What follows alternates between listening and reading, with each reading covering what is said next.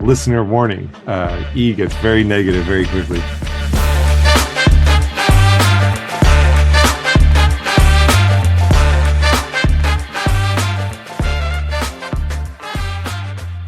Welcome to amorephillyunion, podcast where we wonder what is going to happen first. The Union get a win, Christie feel better, or the eventual heat death of the universe. We are your host. I'm Paul. And I'm E. And speaking on We behalf are of C, I definitely know which ones we don't want to happen first. Yeah, I mean,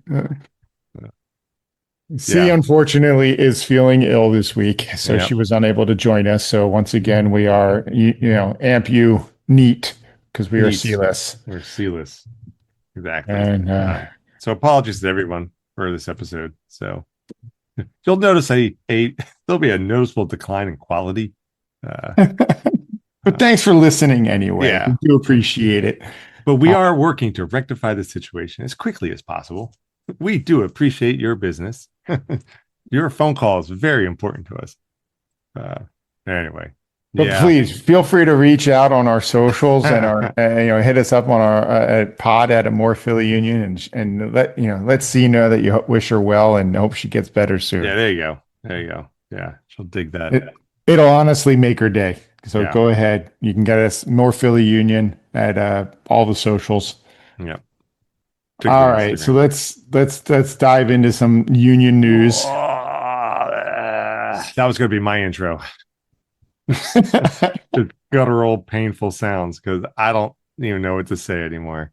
I got a good nap during the Charlotte game. That's what happens. I was out late, so I had to watch it on replay. So I got home late on Saturday. I turned it on, watched the first. I think I saw at least the first 10 minutes, and then the next thing I know, I woke up and there was, it was the 83rd minute. I'm like, oh, okay. Yeah. Yep. I mean, where do you want to start? I don't know. Well, let's just break this bubble and let everybody know, if they didn't know, the Union have now lost their sixth straight MLS season game as they dropped it 2-1 in Charlotte against Charlotte. And to be fair, if Charlotte has proven to be a very difficult place for the Union to go to get any points, I think I think they're like, I don't think they've gotten a point there in the last 5 games they've played in Charlotte. So it's been really tough. So let's get into the starting lineup. Sure, let's do that. Blake in net, honestly, a really good back line. It was Blake, and then in front of Blake was Harriel, Makanye, Japhet Seri, and Frankie Westfield. So, you could argue whether or not Nate's there or Japhet's there, and if what's his name, Ndinga or Mbaizo might get a start instead. But I mean, like Makanye, Frankie, that's a solid defense for the Union. And then in front of them is Lukic and Jean-Jacques. Yeah, it's good to see the buddy cops starting. So about as good as we could have hoped for. And then Indiana and Olaski in the advanced midfield roles, and then Alado and Damiani starting once again up top. So yeah, it's a good lineup. I felt a little encouraged by this lineup. Again, having Lukic and Danley in the center midfield made me feel good. It's good to see Alado back. I don't know. Okay. Indy out there. That's good to see because he's kind of, to me, it seems kind of clear he's kind of slipping into more of a leader role on this team. Yes.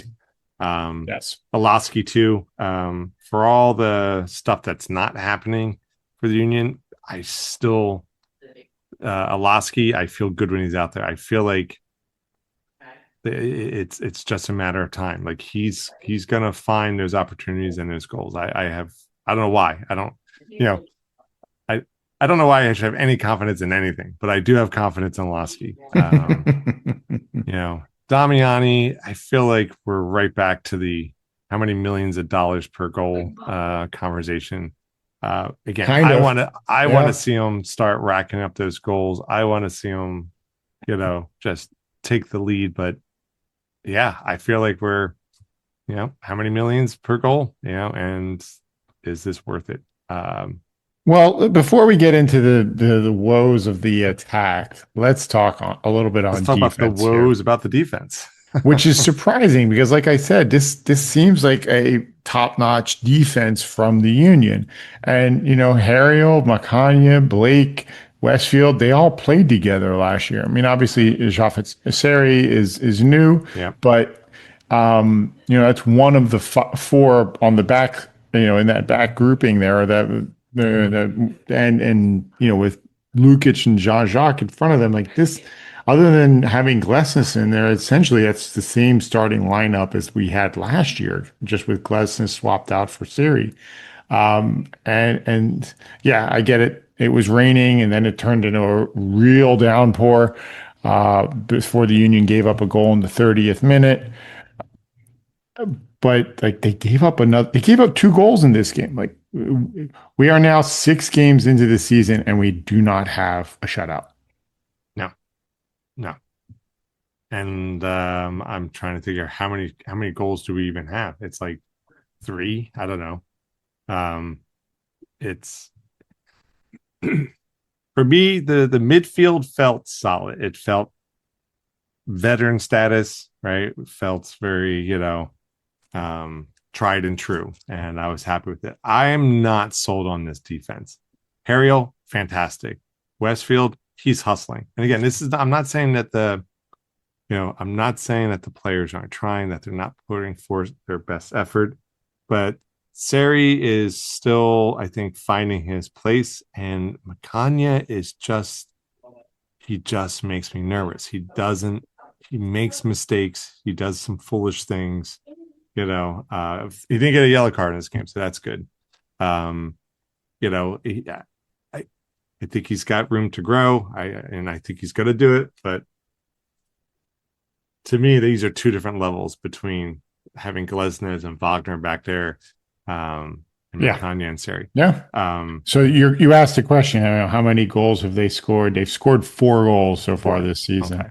But they've given up 11 in 6 games. Now, that's actually not terrible. I mean, Orlando has given up 23. Montreal has given up 17. Even Cincinnati has given up 15 goals. Red Bulls have given up 13. The only team that hasn't given up a goal yet is LAFC. And San Jose has given up 1. Seattle has given up 2. So it's not like the Union have it's not like there haven't been teams in the MLS that have given up more goals than the Union, because they have, but still 6 games, 11 goals, no shutouts. Yeah. That's a big That's a big deal. Yeah. I mean, I can insert here, from the press conference before the Montreal game that Bradley gave. And, of course, he's being peppered by all sorts of questions regarding the Union's lack of performance and all that, right? And he did say something, I'm quoting here, right, that our defensive posture gives us opportunities to win games, and that there has been a clean sheet desire. But he said it basically that does it start with being more attacking minded or defensive minded?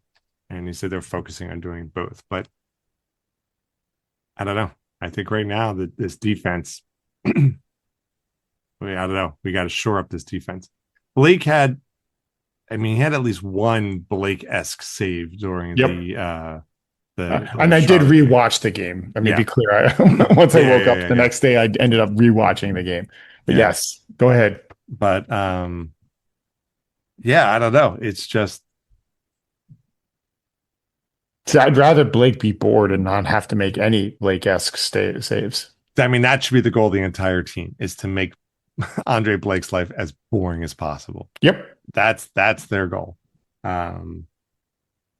It's not sexy, right? But the defense wins championships. I feel like if you never give up a goal, you'll never lose a game. Yeah. I used to not subscribe to that. I'm like, no, man, you gotta go on the attack. You gotta keep the other team guessing. And that's good if you could do it. But I think kind of one of the primary things is you gotta make sure your defense is just locking down the game. And I Yeah, I think mean, I like the we are not there. team to play connected. I don't like the idea of everybody playing for defense, everybody playing for the attack.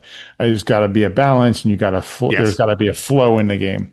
But Yeah. at the same point, if you just have a couple of players that are, no matter what, they are on defense, and a couple of other players, and no matter what, they're looking to exploit the offensive opportunities, like that can be a winning combination. Yeah. And right now, the Union's defense is just, I mean, they've given up a goal in every game. Now, I know in Carnell's press conference, he talked about, except for, giving up those occasional moments to the other team. But, at this level, you give up enough of those moments, they are going to make you pay. Yeah. Yeah. I, yeah, I don't know. Well, let's You go want to back to start? let's go back Yeah. to the game real quick. I will say this, right? Because one of the things I always put in our notes here, are there anything positive from these games, right? And I will say this, the second half, Yes. I started to see the old Union starting to Yes. come back, right? That they were starting to control the game. They weren't chasing the ball. They started, you could see they were trying to play the game they want to play. They start making opportunities. Charlotte start coming, falling back onto their back foot, right? We really changed the momentum. And so, I mean, that's good to see, Promising. right? But without, seeing it, I mean, we got to extend that from more than just 20, 30 minutes and a half. We got to do it the full 90. Yep. And And they got to play the full 90, because that's so just to let everybody know, the Charlotte scored in the 30th minute. And then, like you said, in the second half, the Union came out very aggressive. Yep. I will say that, they made some substitutions, and Cavan came in the 77th minute, and in the 78th minute, he got a flick on a header. Yep. And Jean-Jacques was able to score to level it in the 78th minute. Practically while they were still celebrating, though, Charlotte comes back down and scores in the 80th minute. Yep. Yeah. And part of that was a mental break there. Like they kind of took their foot off. They were like, okay, good, we got a goal. Let's catch our breath here a minute. We're not losing. And then all of a sudden, bang, they get scored on. So it's that's a mental lapse there. Yeah. Yeah. And that was Zaha, who it was just, I mean, it was a good cross, and he was right there. And, because he's just way too dangerous. I mean, he just has our number, and he was pretty much unmarked. Again, yeah, I agree, Paul. I felt like we were so happy to get a goal. We literally increased our total goals for the whole season by 33% in one goal. And, I mean, we got to smell the roses when we can. I'm not saying we can't celebrate, but it just, when the game's on, the game is on. Yeah. And it just all of a sudden, Charlotte's like, oh yeah, that's right. We can dominate you. And then they just, 2 minutes later, they get this goal, and that was it. I mean, I know we subbed in, Malik came in for Damiani. Olaski came out, and oh my gosh, what's his name? His nickname. Stas came in for Olaski. Oh, you're talking about because the first Cavan came in for Vasilev in the 77th minute, and then, like you said, Ndinga, Stas, and Malik came in the 84th minute. Yeah, and then and before that, Bueno came in the 64th minute. So he came in for Alado. Oh, that's right. That's right. Yeah, Alado came out. Yeah. Alado came out. Bueno went in. Sullivan went in for Vasilev. Then they scored, and they gave up a goal, and then they made a three-player sub at the 84th minute. Yeah. I mean, it was good to see the attack get a goal. It's frustrating to see the defense once again give up an opportunity. Actually, they gave up a third goal as well, but it was called offside. I know and Yeah. honestly, at that point, I almost hope it just stood because then it just took the game away from us. It's like there's no way we're going to catch now, right? We're 2 points ahead. This is very fatalistic. Me, I'm getting very Negadelphia, so I'll put a little disclaimer in the the liner notes for this episode. Listener warning: E gets very negative very quickly. But yeah, no, I don't know, man. I just don't even know what to. I mean, Well, what can we say? I am curious to see if Carnell is going to start making use of some of the younger players a little bit more to try to spark something in them. I think that he's got to get this defense locked down and just hold some clean sheets. Like we've got to blank some teams out. And Yeah, we've got to get some players up top that just try things. And in all honesty, it comes down to sometimes you got to play the young players because they don't know that they shouldn't try these things. yeah, yeah. Maybe I mean, put Bedoya out there more too. something. I mean, the scoring, I could see that. Like, put in some young players and try stuff because we're just not getting the goals. And that one I feel like we can play around with and try, like the Clint Dempsey thing, just try shit. But I think our defense, I know one of the critiques of Jim Curtin was, steady Eddie. Yeah, found a lineup that worked and you just stick with it. We're going to do diamonds from here on out, right? And so I don't want to like lock in and cement ourselves into that kind of a way of thinking, but we have to get this defense under control. And if that means like we start with the same four every week, with a few switches, here and there, but yeah, we have to start shutting down other teams from scoring. I mean, that's my thought on it. Yep. Yeah. So to that end, the Union did sign. I mean, I'm ready to put the Charlotte game behind us. So unless you really want to dive into something, the other thing I'll say is just listening to the press conference. I mean, I don't know if this is good or bad when the coach does acknowledge, like, yeah, we're in a rut. We're trying to break this streak. You know, we're not yet at the worst starting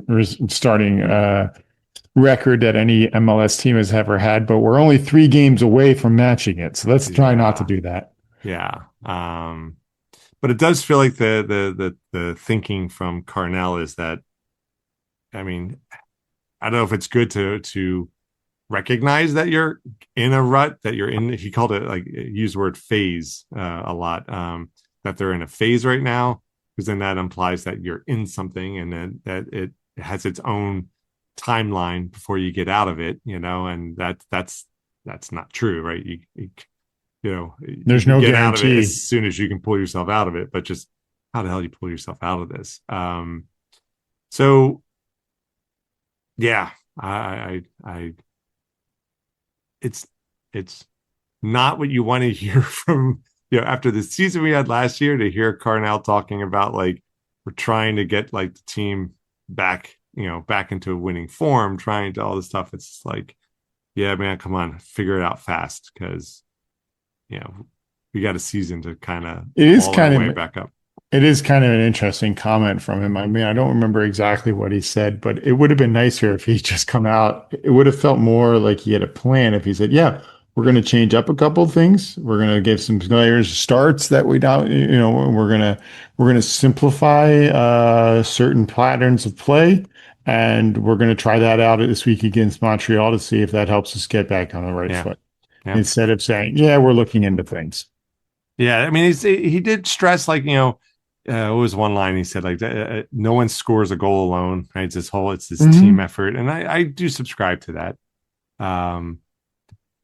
But I don't know, maybe they need to do the Ted Lasso thing and take, like, a burn barrel out into the field, and everyone throws in all those weird, bad vibe things, and you just return them to the elements and just free your thinking, your whatever it might be, just to exercise whatever demons are haunting in the locker room, and just cleanse and start over. I don't know. Well, they're going to get a chance. Yeah. But don't want to mention a couple of newsworthy notes here. The union did give Nate Harriel a contract extension. I don't know exactly when his previous contract was up, but he is now locked up through 2029 with an option, I believe, for either he's locked up for 2028 with options for 29 and 30, or locked up through 29 with an option for 30. Well, it's that whole, now that we're switching over to the international calendar, right? So we have to now hyphenate everything. True. It's not just the 1 year. We got to specify the two. But yeah. True. So he's locked up. He's happy. I'm sure he's got a nice pay raise, and he's certainly worth it. He's playing for the national team. Solid defender, plays anywhere on the line, and does a good job doing it. Yep. Yeah, I'm glad. I was happy to see that news report. All right, and then other than that, the only other, the academy did well at the Dallas, or at the Generation Adidas Cup or whatever it was down in Dallas. Apparently, the U18s beat Botafogo in a penalty kick shootout for the championship, so that was pretty cool. Although we don't really follow the Union 2 and the academy teams too closely, it's still nice to see them getting some wins. Nice to see someone getting some wins. It's nice to see someone getting some goals. Yeah. And then the rumor out this week is that apparently the Union are going to have a third kit, and the early rumors are that it's going to be this, what they're calling a cream white, which again kind of looks like that sweaty white color, but it's got a very 70s retro look to the city skyline, and the word Philly, like I said in the text, it was like kind of a WKRP feel to it. Yep. Yeah. I don't know. I think it I don't know, it's a jersey, but it definitely is a t-shirt. T-shirt. Pretty cool. Yeah. Yeah. A nice soft cotton shirt would be pretty cool like that. Yeah, a little ring tee. I think that'd be pretty sweet.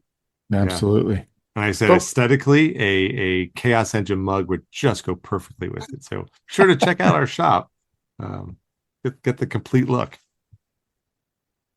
Maybe we should reach out to the Union's merch people and like do a collaborative.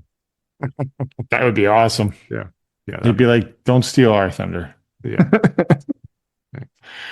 All right, but this weekend is an early game. Union are playing in Montreal on Saturday at 2:30. Mm-hmm. Montreal certainly seems beatable, but they only have 1 win and 5 losses. Yep. So, and they have given up, like I said before, was it 20?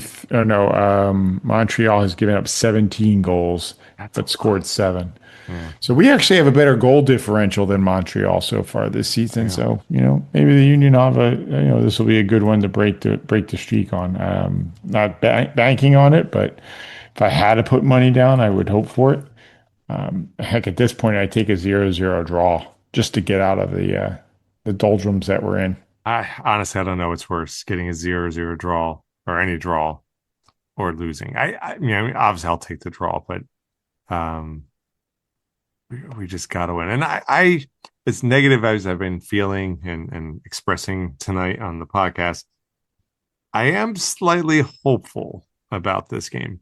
I don't know. We often have a decent record with Montreal. I know they surprised us a few times, but I remember we've won some games there. Mm-hmm. So yeah, I don't know. I'm gonna hope. I'm gonna allow myself to hope this Saturday we finally just get a win, like an actual. Carefully, hope dies fast. Win. Right? Yeah, I know. Hope dies fast. If we don't win this game, if we lose, we're definitely making a hope dies fast something, because I don't know. It's going to be hard to see any silver linings coming, but. I don't know. It's the one line from the original version of The Crow, right? Can't rain all the time. So I'm hopeful that the rain stops this Saturday. Let's find out. 2:30 Saturday. It'll be up in Montreal. Hopefully, all showing up. Hopefully, getting creative. Hopefully, getting some goals and yeah, getting a win would be great. Just exercise these demons. I don't know. I got to imagine, like in the locker room, it's. I mean, obviously, I'm sure it's getting frustrating, but like that doubt, that uncertainty, right? It just starts quicksand, right? Yeah, it's quicksand, 100%. To use the replacements reference, it is quicksand. And next thing you know, you're just in over your head. And yeah, maybe they got to do a Hackman, Lasso combo, Yeah, right. and get that burn barrel out there and, throw everything that's fear or, hesitation or uncertainty, some sort of effigy, and just liberate yourselves. So maybe we should do that as a podcast. I don't know. So something for us to consider. All right. Anything else for this week? No. I mean, hey, Artemis II is coming home tomorrow. So Woohoo! let's cheer those guys on because hey, that's a real win right there. The Klopp line about soccer is the most important of the least important things. So let's go Artemis II, and welcome home. Yeah, and then Saturday, let's go Union. All right.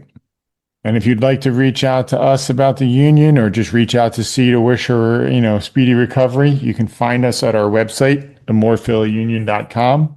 Please feel free to send any well wishes, questions, or whatever via email or on our socials, especially Instagram, and we'll be sure to include them in the pod. Yeah, especially whatever you're doing to like purge, exercise, whatever is going on, these bad vibes.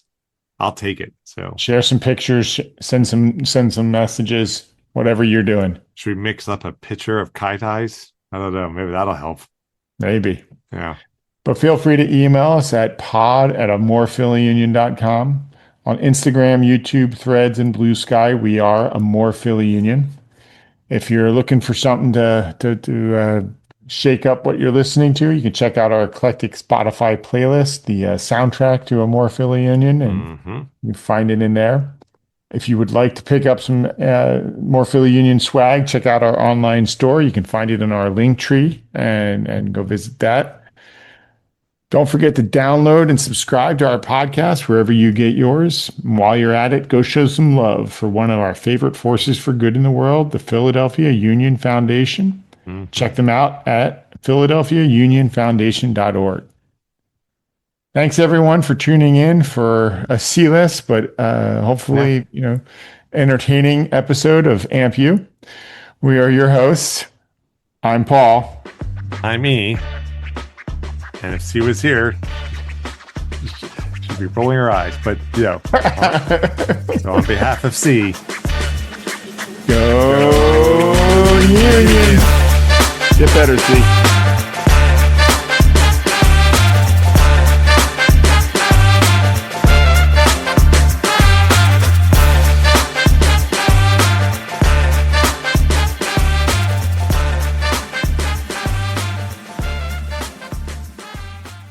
Did you see that video of that kid on the news down there at Cape Canaveral? Yeah.